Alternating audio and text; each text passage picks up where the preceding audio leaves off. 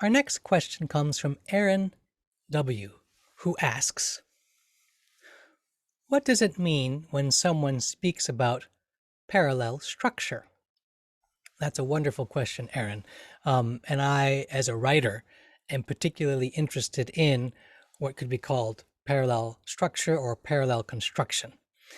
And in a nutshell, parallel structure or parallel construction simply means that parts of a sentence that are parallel with each other, that correspond with each other, do so properly, meaning they do so with the same verb form or the same form of phrase. Now, that sounds a bit abstract, so let's look at an example. I walked to the park, looked at the water, and lay in the grass. Here we have three parts that are parallel to each other. We have walked to the park, looked at the water, and lay in the grass. And each of these starts with a verb. Walked, looked, and lay. They're all in the past tense. They are all in the same verbal form. So here we have an example of a solid or correct parallel construction. Now, this is the sort of thing that standardized test makers love to test on, because when we write longer sentences, it can be easy to confuse the construction. So here's another example. I walked to the park, looked at the grass, I keep wanting to look at the grass. It must be springtime. I walked to the park, looked at the water, and lying in the grass. Now notice here we have a problem. And the problem is that although we have walked and looked, instead of having lay, past tense of lie, we had the participle, the present participle, lying. Notice how this disrupts the parallel construction. It makes those parts fail to correspond properly with each other. If we wanted to use the ing form, we need to say something like, I am walking to the park, looking at the water, and lying in the grass. In this case, if we had said that, we would have had a proper parallel construction, because now we would have had the corresponding parts walking, looking, and lying. So that's a little bit of an introduction to the question of parallel structure.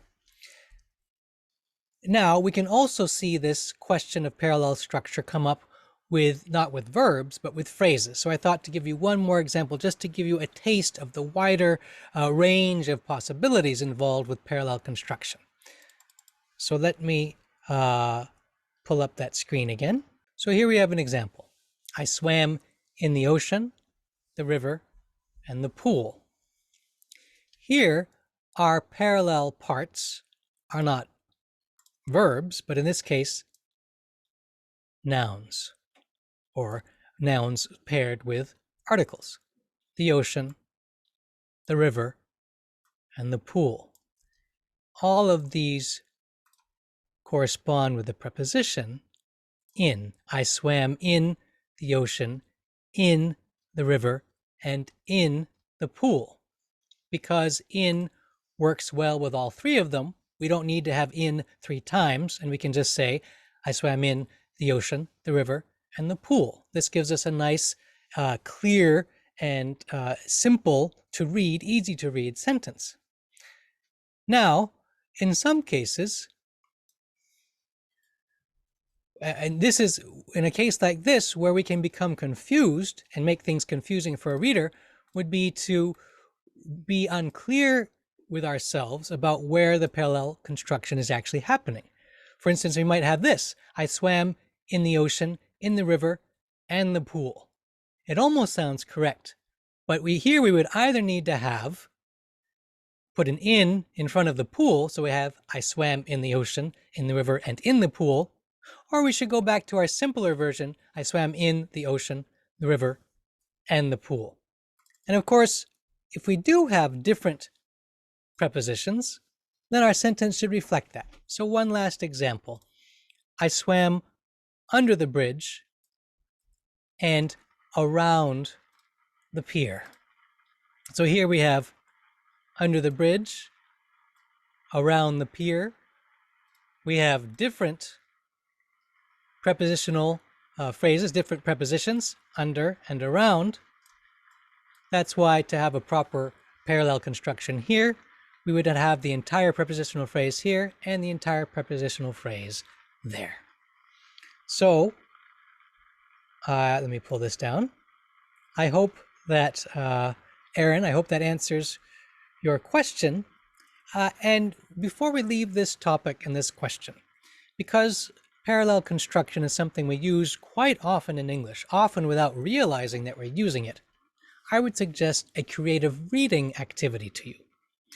The next time you're reading, whatever you happen to be reading, Aaron, take just a page from that book or piece of writing and see if you can identify any parallel constructions there. And maybe in a notebook, note down, copy those sentences and see if you can identify what are the parallel parts and are they properly parallel to each other. You can also do this with something you yourself have written. In that case, you can explore, this would be a creative rereading activity. You would reread something that you yourself have written and see if your own parallel constructions, if you have any parallel constructions, and if you've written them in such a way that the parts correspond with each other. So I hope that answers your question. Let me know if you have any further questions or follow-up questions. And thank you for sending in your question today.